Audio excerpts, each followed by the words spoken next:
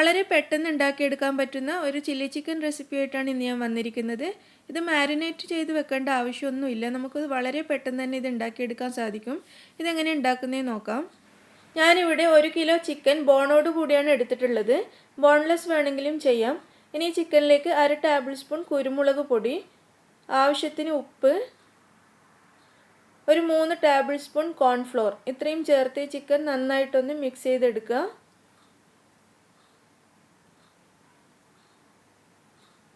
ഇത് നന്നായി മിക്സ് ചെയ്തതിന് ശേഷം നമുക്കിതിലേക്ക് 1 ടേബിൾ സ്പൂൺ മുളക് പൊടി ചേർത്തിട്ട് ഒന്നുകൂടി മിക്സ് ചെയ്യണം. മുളക് പൊടിയും കൂടി ചേർത്ത് നന്നായിട്ട് ചിക്കനിൽ പിടിപ്പിച്ചതിന് ശേഷം നമുക്കിത് ഇപ്പോൾ തന്നെ ഫ്രൈ ചെയ്തെടുക്കാം. ഇത് മാരിനേറ്റ് ചെയ്ത് വെക്കേണ്ട ആവശ്യമൊന്നുമില്ല. ഞാൻ ഫ്രൈ ചെയ്യാൻ വേണ്ടിയിട്ട് ഒരു പാൻ അടുപ്പത്ത് വെച്ചിട്ടുണ്ട്.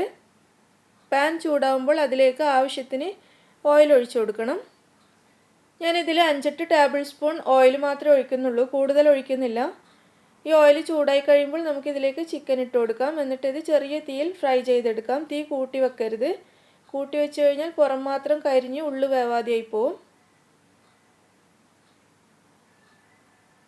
നിങ്ങൾക്ക് ഒരുപാട് സമയം ഉണ്ടെന്നുണ്ടെങ്കിൽ നിങ്ങൾക്കിത് അരമണിക്കൂറൊക്കെ മാരിനേറ്റ് ചെയ്ത് വെച്ചതിന് ശേഷം ഉണ്ടാക്കാവുന്നതാണ്. അതല്ല സമയമില്ല എന്നുണ്ടെങ്കിൽ ഇതുപോലെ പെട്ടെന്ന് തന്നെ ഉണ്ടാക്കിയെടുക്കാം. പക്ഷെ ഞാൻ 2 വിധത്തിലും ചെയ്തിട്ടുള്ളപ്പോഴും എനിക്ക് ടേസ്റ്റിൽ വലിയ വ്യത്യാസമൊന്നും തോന്നിയില്ല. രണ്ടും നല്ല ടേസ്റ്റ് തന്നെയാണ്. മാരിനേറ്റ് ചെയ്ത് വെച്ചില്ല എന്ന് വെച്ചിട്ട് ഒരു ടേസ്റ്റ് കുറവൊന്നും എനിക്ക് ഫീൽ ചെയ്തിട്ടില്ല. നിങ്ങൾക്ക് സമയം എങ്ങനെയാണ് ഉള്ളത് അതുപോലെ നിങ്ങൾക്ക് ഇത് ഉണ്ടാക്കിയെടുക്കാവുന്നതേ ഉള്ളൂ. ഇതിൻ്റെ ഒരു സൈഡ് മൊത്തം ഞാൻ തിരിച്ചിട്ടിട്ടുണ്ട്. ഇനി മറ്റേ സൈഡ് കൂടി ഫ്രൈ ആവാൻ വേണ്ടി വെയിറ്റ് ചെയ്യാം. ചിക്കൻ ഇവിടെ ഏകദേശം റെഡിയായി കഴിഞ്ഞു. ഇനി നമുക്ക് കുറച്ച് ഇതിങ്ങനെ ഇളക്കി ഫ്രൈ ചെയ്തെടുക്കാം. എല്ലാ ഭാഗവും നന്നായിട്ട് ഫ്രൈ ആയി കിട്ടാൻ വേണ്ടിയിട്ടാണ്. ഈ ചിക്കൻ നന്നായി വെന്തിട്ടുണ്ട്. നമുക്കിതൊരു പ്ലേറ്റിലേക്ക് മാറ്റാം.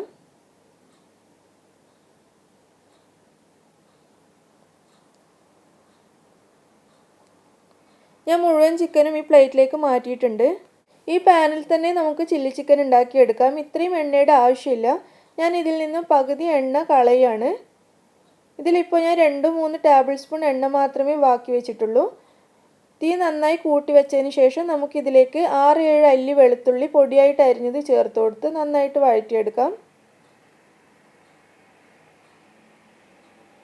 ഈ വെളുത്തുള്ളിയുടെ കളറെല്ലാം ചേഞ്ചായി നല്ലൊരു സ്മെല്ല് വരുന്ന സമയത്ത് നമുക്കിതിലേക്ക് ഒരു വലിയ ക്യാപ്സിക്കം സ്ക്വയറായിട്ട് കട്ട് ചെയ്തത് ഇട്ട് കൊടുക്കുക. അതിലേക്ക് 3 പച്ചമുളക് കട്ട് ചെയ്തതും കൂടി ഞാൻ ഇട്ട് കൊടുത്തിട്ടുണ്ട്.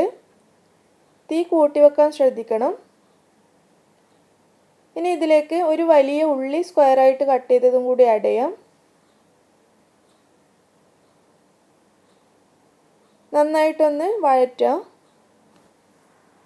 ഉള്ളിയും ക്യാപ്സിക്കവും കൂടുതൽ വേവാനും നിൽക്കണ്ട, അല്പം ഒന്ന് വാടി കിട്ടിയാൽ മാത്രം മതി.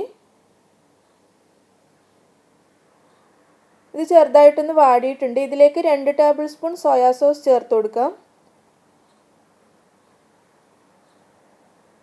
സോയാ സോസ് ഇതിലേക്ക് നന്നായിട്ടൊന്ന് വഴറ്റിയെടുക്കുക. ഇനി ഇതിലേക്ക് 1/2 ടീസ്പൂൺ കുരുമുളക് ക്രഷ് ചെയ്തിട്ട് കൊടുക്കാം. അല്ലെങ്കിൽ കുരുമുളക് പൊടി ഇട്ട് കൊടുത്താലും മതി. കുരുമുളകും ചേർത്തൊന്ന് നന്നായിട്ട് വഴറ്റിയെടുക്കാം. ഇനി ഇതിലേക്ക് 1/2 ടീസ്പൂൺ ഉപ്പ് ചേർക്കുക. നമ്മൾ ചിക്കനിൽ ഉപ്പ് ചേർത്തിട്ടുള്ളതാണ്. അതുപോലെ സോയാ സോസിനും അല്പം ഉപ്പുണ്ടാവും, അതുകൊണ്ട് ഉപ്പിടുമ്പോൾ ശ്രദ്ധിക്കുക. ഇനി ഇതിലേക്ക് 1 ടീസ്പൂൺ മല്ലിപ്പൊടിയും 1 ടീസ്പൂൺ ചുവന്ന മുളക് ക്രഷ് ചെയ്തതും കൂടി ഞാൻ ഇട്ട് കൊടുത്തിട്ടുണ്ട്. ഇതെല്ലാം ചേർത്ത് നന്നായിട്ട് വഴറ്റിയെടുക്കാം. ഇനി നമ്മൾ ഫ്രൈ ചെയ്ത് വെച്ച ചിക്കൻ ഇതിലേക്ക് ചേർക്കാം.